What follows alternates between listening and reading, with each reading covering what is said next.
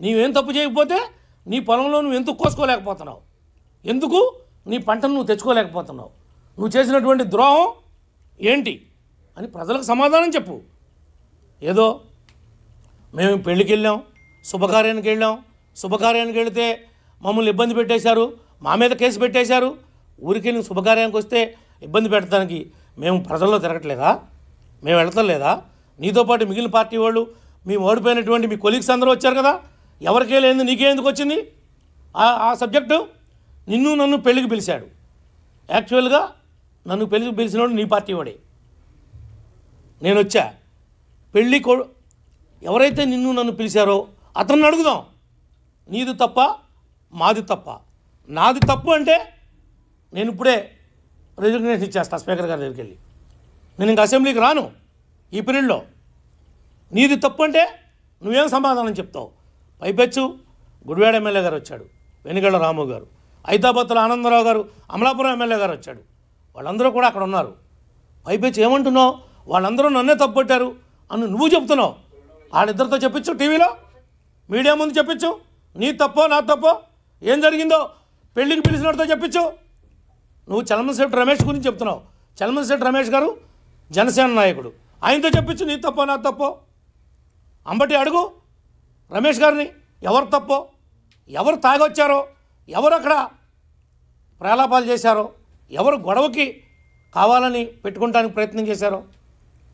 నిజమే, కారటం పెడితే దుర్భాషలాడా, తప్పని పరిస్థితుల్లో ఎందుకు ఆడాల్సి వచ్చింది అంటే నువ్వు కారటం పెట్టించి నువ్వు గొడవ పిలుస్తుంటే అబ్బాయ్యా నువ్వు కాబట్టి మగవాడు రా, నువ్వు పెళ్లి కాడి నుంచి వెళ్ళిపోయిన తర్వాత నేను వెళ్తాను అని పక్కన నుంచోనా? చెప్పురా బాబు. ఏదో నోరు ఉంది కదా అని, చెప్పగలవు కదా అని మీడియా ముందుకు వచ్చి నువ్వు గంట అరగంట అని మాట్లాడేటువంటి వ్యక్తివి నువ్వు కూడా నా క్యారెక్టర్ గురించి మాట్లాడతావా అంటున్నావు. నీ గురించి అందరికీ తెలుసని, నా గురించి నిజంగా తెలుసు. నేను ప్రజల కోసం పాటుపడతానని, కష్టపడతానని, ఆవేశపడతానని, తొందరపాటు ఉందని అని ఈ రాష్ట్ర ప్రజలందరికీ తెలుసు. నువ్వు చెప్పేదేంటి నా గురించి? నా గురించి నాకు తెలుసు, రాష్ట్ర ప్రజానికానికి తెలుసు, మా పార్టీ వాళ్ళకు తెలుసు, మా కూటమి నాయకులకు తెలుసు. నువ్వు నాకేంటి సర్టిఫికేట్ ఇచ్చేది? నీ గురించి ఉన్న సర్టిఫికేట్ గురించి చెప్పవే. అసలు నువ్వు గంట అరగంట గురించి ఇప్పుడు చెప్పావా? ఎందుకు మాట్లాడాల్సి వచ్చిందో, ఎందుకు ఆ విషయం మీద నువ్వు వివరణ ఇవ్వలేకపోయావు? కారణం ఏంటి? నీ మాటలు కావా ఇవి? నువ్వు మాట్లాడి కావా? ఏ సుఖాన్ని నువ్వు దొరకలేదా నీకు మాట్లాడడానికి? మా గురించే మాట్లాడుతున్నావు. డీజీపీ గారు మీరు ఇవ్వకపోతే అంటి చేరుతానంటున్నావు. ఆ రోజు నువ్వెందుకు తెలుగుదేశం వాళ్ళు వస్తే రిప్రజెంటేషన్ తీసుకోనికుండా ఆపావు? నువ్వు నేర్పిన సంస్కృతే కదా ఇది. నేను చెప్పేది ఏంటంటే మీడియా ద్వారా ఈ రోజున వంశీ కావచ్చు, రేపటి రోజు వంతు నానికి రావచ్చు, లేదంటే ఇంకొక ఎల్లయ్యక రావచ్చు, పుల్లయ్యక రావచ్చు. 4 రోజులు చట్టాన్ని అమలుపరచటంలో కూటమి వెనక్కుంటే ఉండొచ్చేమో నేను కూడా అంగీకరిస్తున్నా.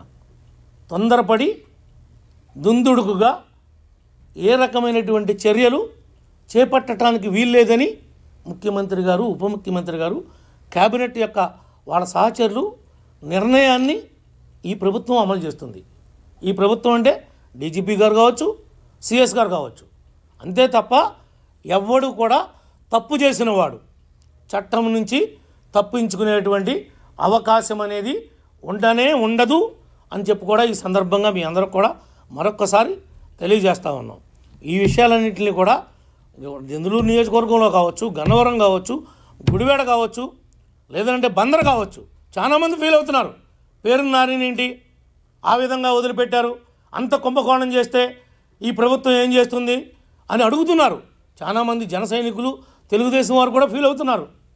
వీళ్ళు చేసినటువంటి ద్రోహాలు, వీళ్ళు చేసినటువంటి దోపిడీలు కాకినాడ దగ్గర నుండి ఒక్కొక్కరితో చరిత్ర ఉంది. మనిషిని చెప్పి మీరు డోర్ డెలివరీ ఇస్తేనే దిక్కు దివాణం లేదు. ఇది ఈ ప్రభుత్వం అన్నా మీరు మాట్లాడేది? ఈ గవర్నమెంట్నా మీరు ఏలెత్తి చూపేదని అడుగుతున్నాం. మీ తప్పు లేకుండా ఈనాటికి నా నియోజకవర్గంలో ఒక్క కేసు అంటే ఒక్క కేసు అక్రమంగా పెట్టల, ఒక్కడిని జైలుకి పంపలా వైఎస్ఆర్ పార్టీ నాయకులను కానీ కార్యకర్తలు కానీ.